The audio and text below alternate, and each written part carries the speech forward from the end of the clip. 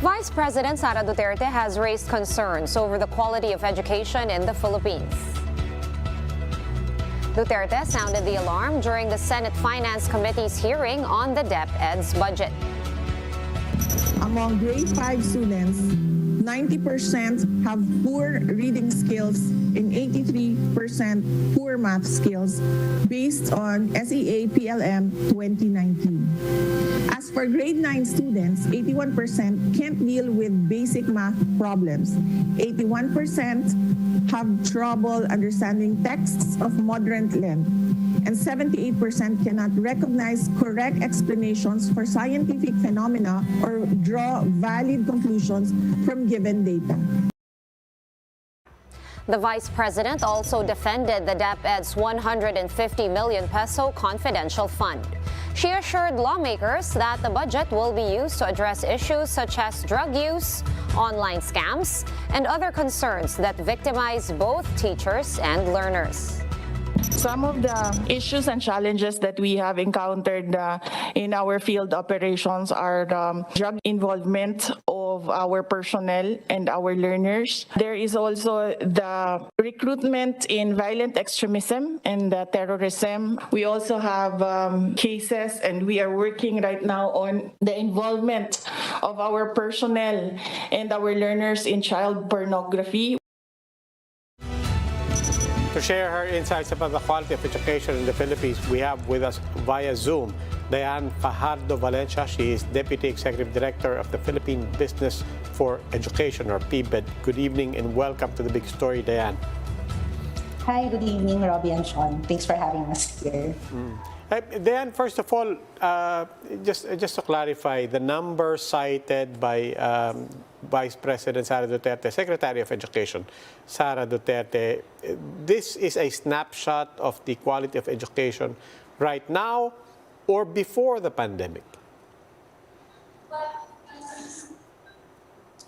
It's even before the pandemic, or it's a combination, but we really agree with her pronouncements that there is a learning crisis. Actually, we've been sounding the alarm since 2020 that there is a learning crisis, not because of the pandemic, but it's just exacerbated by the pandemic. But for decades, let's face it, the education sector has been neglected, right? So, and as seen by the budget, and as seen in the budget, we can't even reach the 6% GDP for education budget. So we agree that there's a learning crisis, and it's based on data. And we're happy that the Vice President herself and the Education Secretary herself is acknowledging that there is a learning crisis. So we asked that precisely because, as we all know, that learning crisis and the learning gap must have grown, must have been aggravated even further by the pandemic. It could not have been any better. So how can we improve things other than, raising the budget? I think what we really need to do first is assessment. I know it's not sexy, it's kind of boring, but we really need the data and see at the granular level, at the student level, how many of them are having difficulty reading and are having difficulty with numeracy. Because with that data, we can correctly and efficiently allocate our budget with the right interventions. So that's what we really need to do. And aside from that, let's make sure that, or hopefully the DepEd will also do some remediation in the early grade levels, and at the same time focus on nutrition, because these young learners are the most in need right now, right? So some of them started kinder with just modules, right? So we really need to focus on our young learners, make sure that they're able to read and write, and they're going to school healthy, and their brains are also developed. So actually, it's not just DepEd. We also need the help of DOH and the SWD to make sure that even before they enter the education system, their nutrition status are okay, their brains are developed, and they're ready to learn. Right, Diane, we just switched to the K-12 system just before the pandemic. I know that the DepEd under VP Sara Duterte, they have ordered a review. First, it was a review from kinder up to grade 10, and now she is ordering a review of senior high school, which is grades 11 to 12. Do you think that the K-12 system is working out for our learners, what with the pandemic and all? Or do you think that soon we could actually see a reversion back to the old system?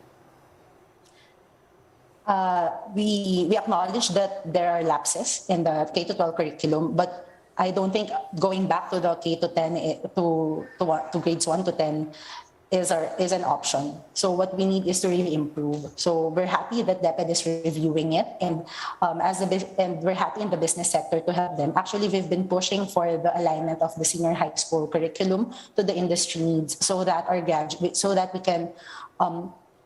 can ensure that our graduates are employable or are ready to do entrepreneurship, or they can be productive because they have the necessary skills that they need once they leave DepEd or once they leave formal education.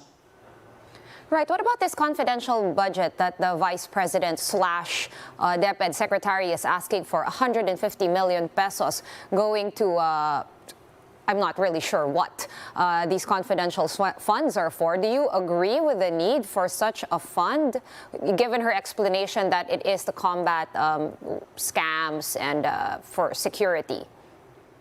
Yeah. So with our economy, I think every peso counts. So if that's going to education, then we're happy. But at the same time, we also need to make sure that that fund will be allocated or will directly affect the learning outcomes of our children. So of course, since it's confidential fund, we don't know what's there, but we're really hoping that that DepEd, whatever interventions they have there, will really affect the learning outcomes of our kids. Like, our kids can read and write and do math. Our teachers are well supported and they can actually teach, and we can hire more people to help them.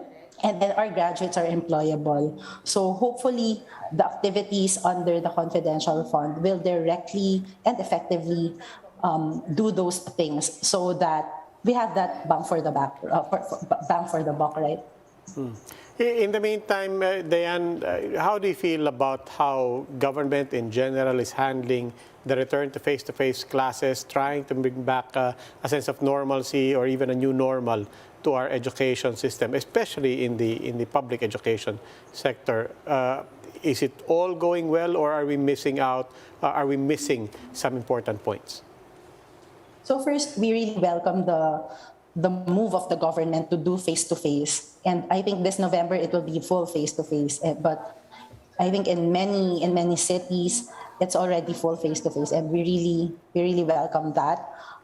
So far, with our consultations with the stakeholders, they're doing great. But I think what's lacking is, so I'll go back to assessments, right, and remediation. So now that the children are there in the classrooms, we really need to assess what are their needs, and then at the same time remediate it.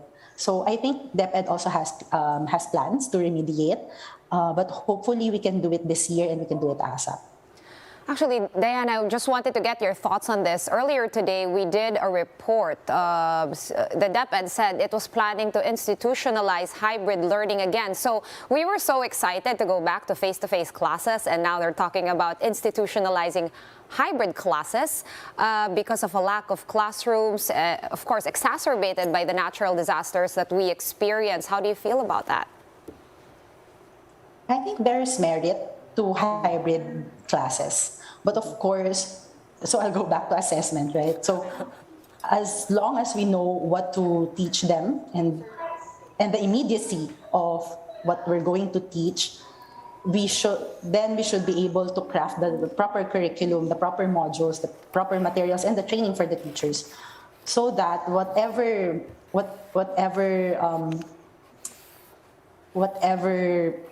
modality yung learning, no, we can really see the learning outcomes will improve. Okay, thank you, Diane. Diane Fajardo, PBed Deputy Executive Director.